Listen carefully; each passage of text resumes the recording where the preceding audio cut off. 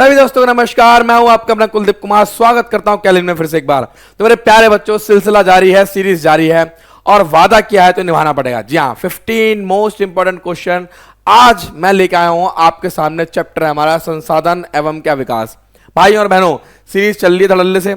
जिन जिन बच्चों की समस्याएं हैं, ठीक है, मंशाएं हैं, वो सारी मंशाएं इच्छाएं सीरीज से पूरी जाएंगी। और गुरुजी क्या ये क्वेश्चन हमारे यूटी में आ सकते हैं? हाँ, आ सकते हैं।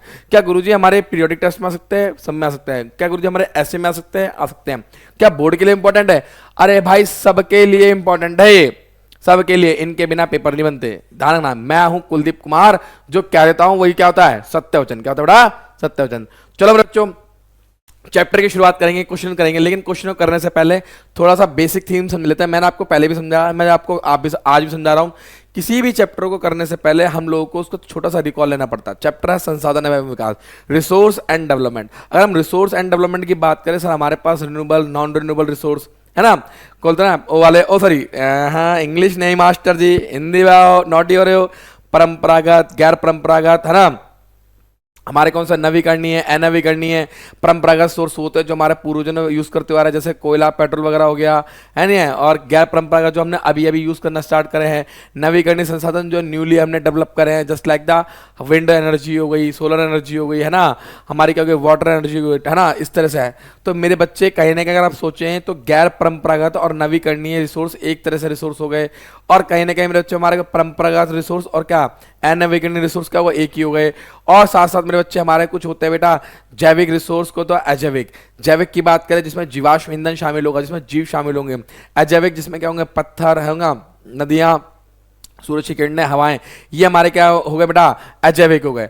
अगर हम बात करें हमारे पास जो है स्टॉक है, जी हाँ, संसाधन का स्टॉक है, रखा हुआ है, रिजर्व भी है बहुत सारे हमारे पास। इस चैप्टर के अंदर हम लोगों ने अगर पढ़ भी रखा हो, अगर आप लोगों ने वन शॉट देखा हो, तो वन शॉट के अंदर हम लोगों ने बातचीत जो करी है वो ये समझाने की कोशिश करी कि सतत पोषणीय विकास के ऊपर हमने फोकस करा है। सतत पोषणीय विकास क्या होता है गुरुजी? सतत पोषणीय विकास वो होता है जिसके अंतर्गत हम लोग क्या करते हैं, आने वाली पीढ़ी की आवश्यकताओं को बिना नुकसान पहुंचाए हम आज की आवश्यकताओं को पूरा करते हैं। या फिर कह लो कि हमें आज की आवश्यकताओं को पूरा करना है, परंतु भविष्य में आने वाली जो पीढ़ी है उनके संसाधनों को बिना नुकसान पहुंचाए, महाकाल के नाम पे। क्या मेरी बात सबको क्लियर है? बोलो हाँ, बोलो ना हाँ। और गुरुजी, और वो हमारे से कहता है गुरुजी सर रियो दी जेनेरियो, जी हाँ, अर्थ समिट हुआ था रियो दी जेनेरियो ब्राजील के अंदर, जिसके अंदर 100 से ज्यादा देशों ने लगभग पार्टिसिपेट किया था। और इसके अंदर हम लोगों ने सतत पोषणीय विकास के ऊपर अगर फोकस करता, हमने बोला था कि सभी देश जो मेरे बेटे का डेवलपमेंट करना चाहते हैं, आगे बढ़ना चाहते हैं, वो बढ़ें, ठीक है। लेकिन मेरे भाई साहब, उनको विकास की धारणीयता को मेंटेन रखना पड़ेगा, उनको संसाधनों का अति यूज नहीं करना है, जिससे हमारी आने वाली जो पीढ़ी है उसका नुकसान ना हो। तो महाकाल के नाम पे ठोको ठोको, है नहीं है। चलो जी, अब आगे मेरी बात को बहुत ध्यान सुनो। देखो जी, ये सब कुछ हो गया। अब आइए क्वेश्चन के ऊपर हम लोग बातचीत करेंगे। पहला क्वेश्चन ये रहा महाकाल के नाम पे, कहता है संभावित संसाधन क्या होता है? संभावित का मतलब सर जी, जी हाँ, पोटेंशियल, पोटेंशियल, जी हाँ। गुरुजी कहता है हमारे से संसाधन जिन्हें नवीकृत या पुनर्उत्पादित किया जा सकता हो। पुनर्उत्पादित का मतलब क्या होता है? जिनको हम दोबारा मतलब दोबारा बना सकते हैं, रिसाइकल कर सकते हैं। नहीं, संभावित ये नहीं होते। जो किसी क्षेत्र में पाए जाते हैं लेकिन उनका उपयोग नहीं किया गया है। संसाधन जिनका सर्वेक्षण किया गया है और उनकी गुणवत्ता और मात्रा का उपयोग के लिए निर्धारण किया गया है। ये वो चीज़ है जो निर्जीव चीज़ों से बनी है। सर बिल्कुल भी नहीं, निर्जीव चीज़ों से बनने वाली चीज़ भी नहीं है, ठीक है। ये वाला भी नहीं है। बचा कौन सा? बी और सी। जी हाँ, मतलब पोटेंशियल का मतलब सर जी क्या हुआ? जी हाँ सर, पोटेंशियल मतलब हो गया जो हमारे आने वाले समय में हमारे लिए क्या यूजेबल है, जिनको हम यूज कर सकते हैं, ठीक है। तो ऑप्शन नंबर इसका हमारा क्या हो गया? बी। जी हाँ, बी हो गया। मतलब कि अभी हम आने वाले टाइम में इसे यूज कर सकते हैं, हमने इसे यूज नहीं किया है। इस बात को आप लोग ध्यान रखना, ठीक है भैया, ध्यान रखना। नेक्स्ट, संभावित। विकसित कौन से होते हैं बेटा? अगर हम विकसित संसाधनों की बात करें सर, ये हो चुका डेवलप, यानी हमारे वैज्ञानिकों ने बेसिकली क्या करा है कि इनके ऊपर सर्वेक्षण किया। हाँ, वे संसाधन जिनका सर्वेक्षण किया गया है और उनको उपयोग के लिए उनकी गुणवत्ता और मात्रा निर्धारित की गई है। हमारे साइंटिस्ट ने किसी, जैसे मान लो पेन है, तो इस पेन की गुणवत्ता, इस पेन की क्वालिटी, इस पेन की बातचीत को क्या कर रहा है, उन्होंने सही से लिख दिया, बता दिया क्या पोटेंशियल है, कितनी क्वालिटी है और कितना मेंटेन है। तो डेवलप रिसोर्स यानी कि विकसित संसाधन वो संसाधन होते हैं जिनका सर्वेक्षण करके हमने उनकी गुणवत्ता, उनका उपयोग निर्धारित कर दिया, ठीक है, ठीक है। ये वे संसाधन है नवीकृत सर जी नहीं, इसको हम बोलते हैं रिसाइकल। क्या बोलते हैं बेटा? रिसाइकल, जिसको हम दोबारा रीयूज कर सकते हैं। सर विकसित संसाधन ये नहीं होते, ये बिल्कुल नहीं होते। सर वे निर्जीव चीजों से, बिल्कुल नहीं, ऐसी बात नहीं है, बिल्कुल नहीं। सर वे देखो विकसित संसाधन कुछ भी हो सकता है, चाहे जीव हो चाहे अजीव हो। वे संसाधन जो किसी क्षेत्र में पाए जाते हैं लेकिन उनका उपयोग नहीं किया गया। सर ये कौन से होते हैं मेरे बच्चे? ये पुराने वाला था, पिछले वाला था संभाव्य संसाधन, तो ये भी नहीं है। तो ऑप्शन नंबर क्या हुआ बेटा? ऑप्शन नंबर हुआ हमारा ए, महाकाल के नाम पे। ठीक है, नेक्स्ट अगला, स्टॉक क्या है?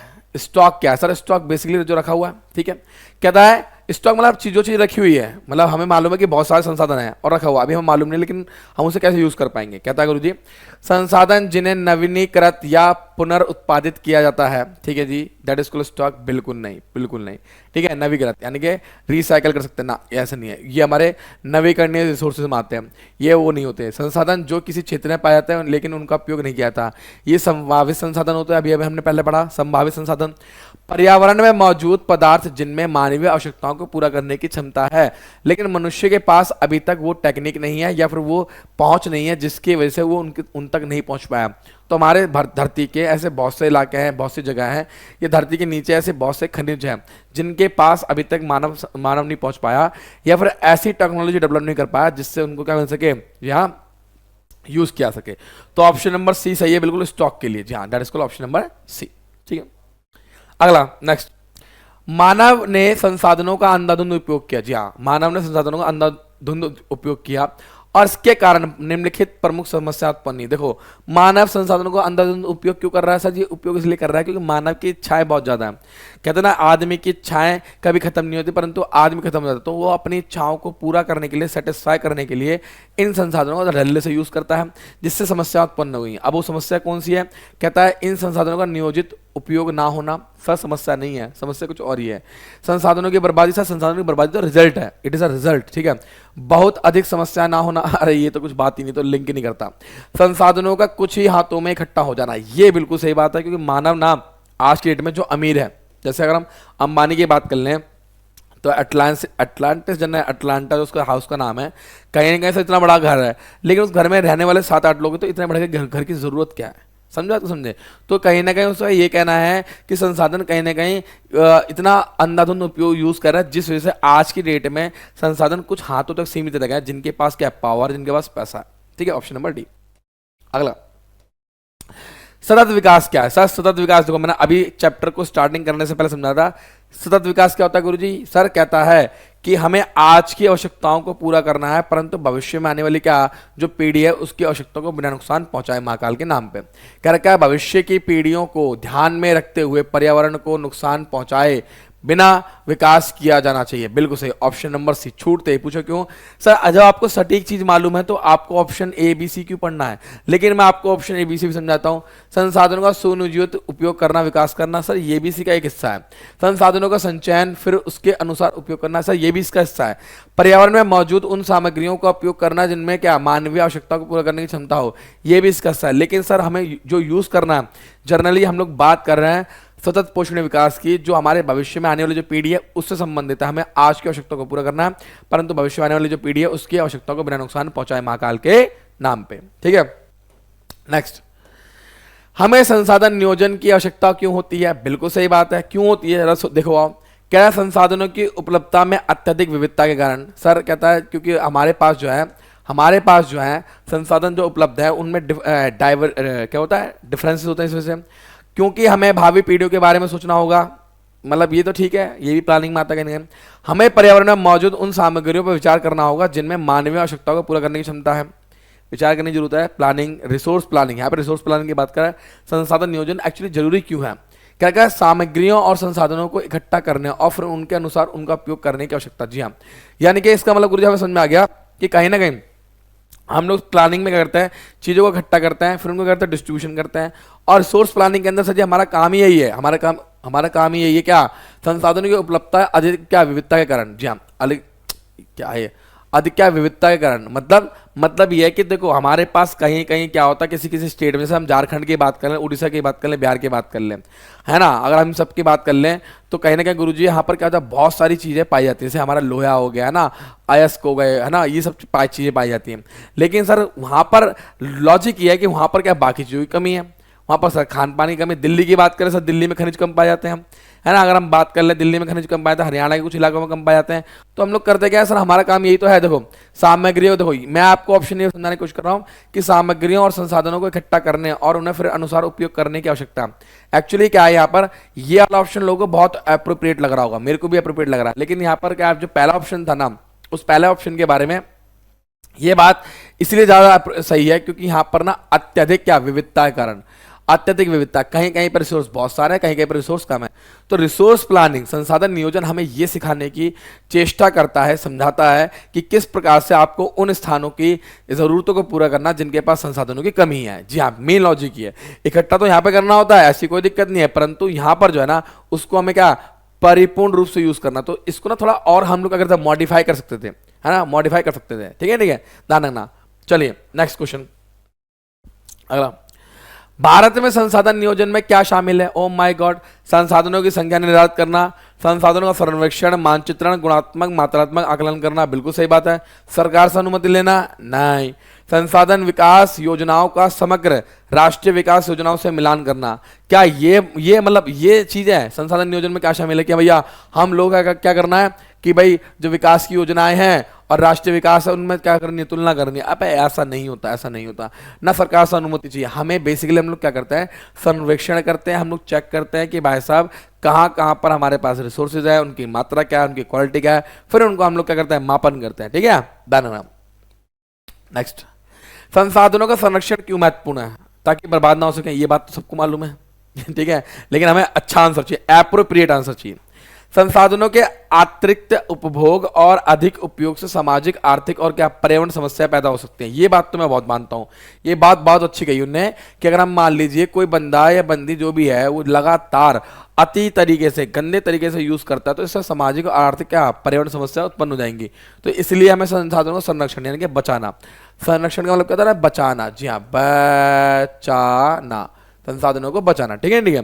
लेकिन ऑप्शन नंबर सी क्या कहता है कि उपयुक्त प्रौद्योगिकी, कौशल, संस्थागत व्यवस्था से संपन्न योजना संरचना विकसित करने के लिए। सर नहीं नहीं नहीं नहीं, बेसिकली हम लोग क्या करते हैं, हमारे जो कोशिश होती है वो ये होती है कि जो लोग क्या कर रहे हैं, इनकी अति यूज कर रहे हैं ताकि उनको रोक सकें। साथ साथ पर्यावरण में जो समस्या उत्पन्न हो रही है अति यूज से, जैसे मान लीजिए अगर हमने फैक्ट्री ज़्यादा यूज करने लग जाए, केमिकल ज़्यादा यूज करने लग जाए, तो ऑब्वियसली बात है वाटर पोल्यूशन होगा, एयर पोल्यूशन होगा।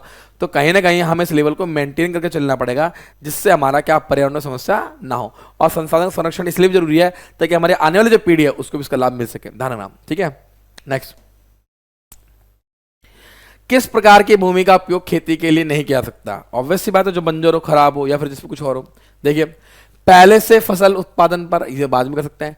गैर कृषि उपयोग के लिए इस्तेमाल की जाने वाली भूमि जैसे भवन पे, सड़क पे आदि कारखाने। हाँ बिल्कुल सही बात है।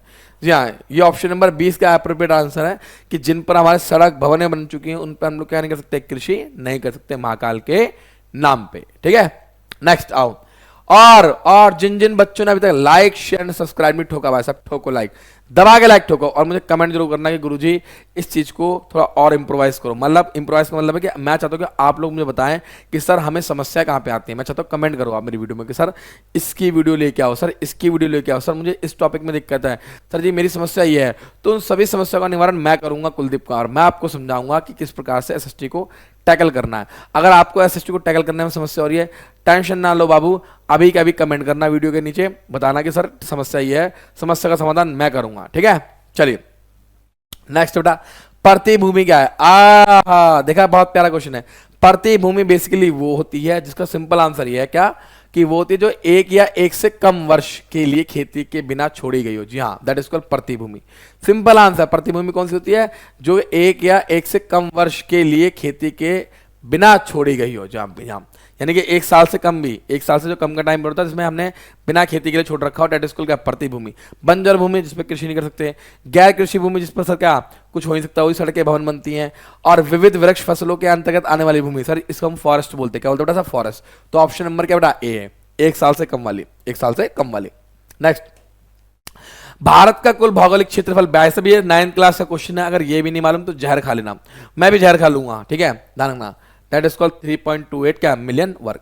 चलो जी नेक्स्ट, अगला, बंजर भूमि में शामिल है, कौन सी भूमि शामिल है बंजर भूमि में? सर जी एक या एक से कम कृषि के लिए बिना खेती के छोड़ी गई भूमि, दैट इज कॉल्ड प्रतीक भूमि। गैर कृषि उपयोग के लिए रखी गई भूमि, सर ये तो सड़क वगैरह बनती है, आप इसको नहीं बोल सकते हो। बंजर भूमि का मतलब आप खेती नहीं कर सकते हो। ये गैर कृषि भूमि का मतलब सर ये हो गया जो खेती के लिए नहीं है, जी हाँ, परंतु खेती की जा सकती थी, परंतु हमने उस पर क्या बना लिया, भवन बना ली, सड़कें बना ली। लेकिन बंजर भूमि का अर्थ होता है जो सर चट्टानी है, शुष्क है, रेगिस्तानी मिट्टी, इस पर फसल उगाना असंभव है, दैट इज कॉल्ड क्या, बंजर भूमि। ठीक है, ध्यान रखना। और पिछले 1 से 5 साल कृषि के बिना खेती के लिए छोड़ी गई भूमि, ओ माय गॉड, ये नहीं है, ये नहीं है, ये नहीं होती सर, ये नहीं, तो ये अलग चीज होती है। आओ, हाँ ये क्वेश्चन इंपॉर्टेंट है, लो जी एक क्वेश्चन इंपॉर्टेंट आ गया, एक और आ गया। ये कौन सी भूमि है, ये आपके लिए क्वेश्चन है, ये कौन, कमेंट करना मुझे, ये कौन सी भूमि है, कौन सी भूमि है, देखते हैं कितने में बताएंगे। ठीक है जी, आ गया नेक्स्ट। अगला, भोजन, आवास, वस्त्र जैसी हमारी बुनियादी आवश्यकताओं का कितना प्रतिशत भूमि से प्राप्त हो, सर मैं कहता हूं मैक्सिमम। खाना पीना भूमि से, रहना भूमि पे, चलना भूमि पे, हगना मूतना सब किस पे भूमि में होता है, तो इसका मतलब मैक्सिमम परसेंटेज क्या होगा, इसी का ही होगा, ध्यान रखना हमेशा। लो जी लो नेक्स्ट। कौन सी मानवीय गतिविधियों के कारण भूमि क्षरण, भूमि क्षरण का मतलब सर क्या होता है, भूमि की गिरावट, जी हाँ, भूमि की गिरावट यानी गिरावट, यानी कि भूमि का क्वालिटी गिरना, भूमि की क्या मतलब कि जो उपजाऊ क्षमता होती है वो गिर जाना, या भूमि खराब हो जाती है, किस वजह से हो रही है, वनों की कटाई, अत्यधिक चराई से, हाँ मतलब थोड़ी बहुत ये तो भी है, कृषि से तो नहीं होगी, भवन निर्माणों से, सड़क बनाने से, कारखाने उद्योग से, हाँ ये ज्यादा मुझे लग रहा है, बढ़िया जी हाँ, that is called option number क्या आएगा, ए। एक मिनट, ओ भाई साहब सॉरी, आई अपोलोजाइज, यहाँ पे भूमि प्रदूषण नहीं है, क्षरण है। अगर प्रदूषण की बात करेंगे हम, दैट इज कॉल्ड भूमि प्रदूषण की बात करेंगे, तो ये आंसर है। थोड़ा सा मैं हो गया, थोड़ा सा मैं जल्दी में हो गया, जी हाँ, कभी कभी क्या होता है, मैं कहीं की रीट, कहीं का रोड़ा, भानमती ने कुंभ में जोड़ा, तो मैं क्या होता है कभी कभी ना इमोशनल भावनाओं बह जाता, कहीं और पहुंच जाता, तो ये भूमि प्रदूषण के लिए भूमि क्षरण का अगर हम लॉजिक लगाएं तो कहीं ना कहीं सर इसको हम बोल सकते हैं मृदा अपरदन कह सकते हैं, क्या हो सकता है, मृदा अपरदन, मृदा अपरदन। ठीक है ना, एक्चुअली क्या होता है सर, इसके अंदर हम लोग पेड़ पौधे काट देते हैं, अधिक चराई कर देते हैं सर, तो इससे क्या होता है, भूमि की जो ऊपरी परत होती है, सॉइल इरोजन, जो ऊपरी परत होती है सर वो हट जाती है, तो मिट्टी की ऊपर की जो लेयर होती है उसका हटना, जी हाँ, उसका हटना क्या कहलाता है बेटा, मृदा अपरदन कहलाता है। और इसी को हम सर क्या बोलते हैं, भूमि क्षरण भी कहते हैं। ठीक है, ये बाढ़ के जरिए भी होता है, या हवाओं के जरिए भी होता है, या अत्यधिक चराई से भी होता है, या वनों की कटाई से भी होता है। ठीक है भाई, सॉरी नेक्स्ट। हम भूमि क्षरण की समस्या का समाधान कैसे कर सकते हैं, वनारोपण, अधिक कृषि फसलें, रेगिस्तानी क्षेत्र में पौधे उगाने का प्रयास, कृषि भूमि को नुकसान। अब यार सिंपल से होता है, अगर आप लोग मान लो ज़्यादा से ज़्यादा क्या लगाओगे, पेड़ पौधे लगाओगे, तो अब वैसी बात है आपकी क्या होगी, भूमि क्या होगी, स्टेबल रहेगी। आपने देखा होगा बहुत से लोग क्या करते हैं, जो खेत होते हैं, खेत ऐसे खेत है, अब वो लोग खेत की जो मेड़ होते हैं ना, मेड़, इन मेड़ों पर भी क्या लगाते हैं, पेड़ पौधे लगाते हैं। क्यों पेड़ पौधे लगाते हैं, ताकि इन मेड़ों की जो मिट्टी है सर, ये जो बाउंड्री है, ये क्या हो, फंसी रहे, फंसी मतलब क्या, टाइट रहे, ढीली ना पड़े। मान लीजिए कभी बाढ़ आई तो फसल ना बह जाए, मिट्टी ना बह जाए, तो सर क्या होता है, पेड़ लगाने से मिट्टी जो होती है टाइट बनी रहती है, उसकी जड़ें क्या होती है, मजबूत रहती हैं, या फिर जड़ों की वजह से क्या होता है, मिट्टी बंधी रहती है। इसीलिए वनारोपण यानी कि वृक्षों को लगाना सबसे बेस्ट तरीका है मृदा अपरदन का, या फिर भूमि क्षरण को रोकने का। गुरु जी चैप्टर तो खत्म हो गया, अब चैप्टर दी एंड हो चुका है, सब कुछ खत्म हो चुका है। अब सर हमने चैप्टर को भी नपट नंगा कर दिया, लेकिन अब बात आती है सर कि इसके क्वेश्चन प्रैक्टिस कहां से करूं सर, इसके अंदर कैसी किस टाइप तरह की चीजें आएंगी, किस प्रकार के क्वेश्चन आएंगे, ये आपका बहुत बड़ा सवाल है। ये आपका नहीं, पूरे दीन दुनिया के सही बच्चों का सवाल है। सारे बच्चे पूछते हैं गुरुजी बताओ ना, अरे गुरुजी बताओ तो दो, क्वेश्चन कैसे आएंगे। चैप्टर तो हर कोई पढ़ा देता है, चैप्टर पढ़ाने में क्या है, चैप्टर तो हम खुद से ही पढ़ लेंगे, एनसीईआरटी पकड़ के पेल लेंगे, रख के कैसी बात करते हो गुरुजी आप हमें बताओ कि क्वेश्चन कैसे आएंगे, आप हमें बताओ इसमें क्या क्राइटेरिया आएगा, कितनी कितनी चीजों को हमें स्टडी करना पड़ेगा, वो नंबर ऑफ कंटेंट कितने हैं जो हमें स्टडी करने चाहिए अपने एग्जाम के लिए। तो सुनो ध्यान से मेरी बात को, वो नंबर ऑफ कंटेंट हमारे पास टोटल कितने बेटा, 10 कंटेंट है। जी हाँ, इन 10 कंटेंट को हमें बहुत अच्छे से स्टडी करना पड़ेगा, जो कि आपके एग्जाम में पूछे जाने लगे। जैसे पहला अगर मैं बात करूं सर, एमसीक्यू, ऑब्वियस सी बात है, चाहे वो एसएसटी हो, चाहे हिंदी हो, चाहे कुछ भी हो, सभी प्रकार के जी हाँ पेपर्स में आता है, सभी सब्जेक्टों में आता है। ऊपर से फिर हमारा क्या आएगा, असर्शन एंड रीजन, ऑब्वियस सी बात है, क्वेश्चन आने जाने, केस बेस्ड स्टडी आने हैं, सोर्स बेस्ड स्टडी आने हैं, 2 मार्क्स 3 मार्क्स, ये तो भाई आप बचपन से चले आए हुए हैं, ये तो आने आने होते हैं। मैप वर्क, जी हाँ एसएसटी में मैप वर्क आता है। जी हाँ, स्टेटमेंट वाले क्वेश्चन में आजकल आने स्टार्ट हो गए हैं, ये भी एसएसटी में आने लगे हैं। डायग्राम बेस्ड, जी हाँ डायग्राम बेस्ड मतलब जो आपके साइंस में डायग्राम बनाने के नहीं आते, जी हाँ वो वाले क्वेश्चन है। पिक्चर बेस्ड क्वेश्चन ये आपके एसएसटी में आते हैं। तो भाई साहब ये जितना सारा कंटेंट दे रखा है, 10 कंटेंट, ये तो गुरुजी बड़ा भयानक सा कंटेंट है। हाँ, बहुत भयानक सा कंटेंट है। अब बात ये सर कि इनमें से कौन सा कंटेंट कितना वेटेज रखता है, हम इसको जरा समझने की कोशिश करेंगे। आ जाओ जरा। अगर हम बात करें यहाँ पे एमसीक्यू की बात करें तो सर 25%, जी हाँ 25% ये वेटेज रखता है। और आपको जो जरूरत है ये ध्यान रखने की जरूरत है कि 25% आपका एमसीक्यू होगा, जो कि हम आपको ट्रिक्स के साथ जी हाँ सॉल्व कराने वाले हैं। ये ट्रिक्स के साथ, जी बिल्कुल सही बात है, ट्रिक्स के साथ। और आपके जो बाकी की जो 75% जो आपका वेटेज होगा वो होगा सब्जेक्टिव क्वेश्चंस का, जिसके अंदर हम आपको सिखाएंगे बेटा किस तरह से हाउ टू प्रेजेंट या how to represent your answer in your answer sheet, चाहे वो एसएसटी का हो, चाहे साइंस का हो, चाहे मैथ्स का हो। क्योंकि मेरे भाई बच्चों के लिए सबसे बड़ी समस्या आती है आंसर को रिप्रेजेंट करना। बहुत सारे नहीं, करीबन 70% बच्चों की समस्या यही थी। इवन मैं अपने बचपन में मैं भी परेशान रहता था कि भाई साहब आंसर को मुझे रिप्रेजेंट कैसे करना। तो आंसर को रिप्रेजेंट करने का तरीका है गुरुजी हम लोग आपको बताएंगे how to represent your answer, जिससे कि आपको एग्जाम में मतलब एग्जामिनर देख के ना मतलब कॉपी चूम लेगा, कहेगा यार क्या गजब लिखा है लॉन्डे ने, क्या गजब लिखा है, लगा लो मस्त एकदम। ठीक है, तो भाई साहब इसका अब देखो, अब एक बात सुनो, मैंने आपको सब चीज बता दी, मैंने बता दिया ये ऐसे ऐसे आएगा, मैंने आपको ये भी बता दिया मेरे भाई, सुनो ध्यान से, मैंने आपको ये बता दिया, ये बता दिया, कहेंगे ये 10 टॉपिक गिना दिए। लेकिन अब देखो सबसे बड़ी समस्या है सर सॉल्यूशन दो। आपने प्रॉब्लम तो दे दी, सॉल्यूशन दे दो। मैंने कहा प्रॉब्लम कैसे दे दी सर जी, यूट्यूब पे बदरे टीचर भरे पड़े हैं जो ऐसी चीजें बताते रहते हैं सही हो कि हाँ भाई ये आएगा ये आएगा ये आएगा, पर सॉल्यूशन को नहीं देता। मैं देता हूं आपको सॉल्यूशन, देखो जो कि मैं आपको ये देने वाला हूं। देखो ध्यान से, ये रहा हमारा मैथ्स का क्वेश्चन बैंक, हमारा साइंस का क्वेश्चन बैंक, हमारा सोशल साइंस का क्वेश्चन बैंक। जी हाँ मेरे बच्चों, हमारा मेरे बेटे क्या है 3-in-1 question bank, maths science SST. और हमारा क्या 3-in-1 क्वेश्चन बैंक किसका बता है, maths science SST Hindi medium का। बेटा हिंदी मीडियम, जी हाँ बेटा जी हम लाए हैं हिंदी मीडियम और इंग्लिश मीडियम के दोनों के अलग अलग क्वेश्चन बैंक। यानी जिन बच्चों को अगर इंग्लिश मीडियम का क्वेश्चन बैंक चाहिए एसएसटी साइंस मैथ्स का, उनको मिलेगा। जिनको एसएसटी चाहिए बेटा, मैथ्स चाहिए, साइंस चाहिए हिंदी मीडियम में, उनको मिलेगा। और जिन बच्चों को अगर मैथ एंड साइंस इंग्लिश में और उनको एसएसटी का क्या चाहिए, ये क्वेश्चन बैंक चाहिए, उनको भी मिलेगा। यानी गुरुजी नाइंसाफी किसी के साथ भी नहीं होगी। इसके अंदर हम आपको सिखाएंगे how to present your answer, tricks होंगी बेटा, 2 मार्क 3 मार्क होगा, डायग्राम होगा, सब कुछ मतलब आपकी सभी समस्या का निवारण होगा। बात समझा नहीं? तो भैया अभी जाओ इस क्वेश्चन बैंक को परचेस करो और मां काल के नाम पे हमारे साथ जी हाँ अपने एग्जाम के स्कोर को इंप्रूव करो और क्या टॉप करो। तो भैया आज ज्वाइन करें कैल्विन। मैं हूं आपका अपना कुलदीप कुमार, मिलता हूं उसमें नेक्स्ट क्लास में। तब तक के लिए अपना ध्यान रखना, सतर्क रहना, सुरक्षित रहना और देखते रहना कैल्विन। तब तक के लिए टाटा बाय बाय।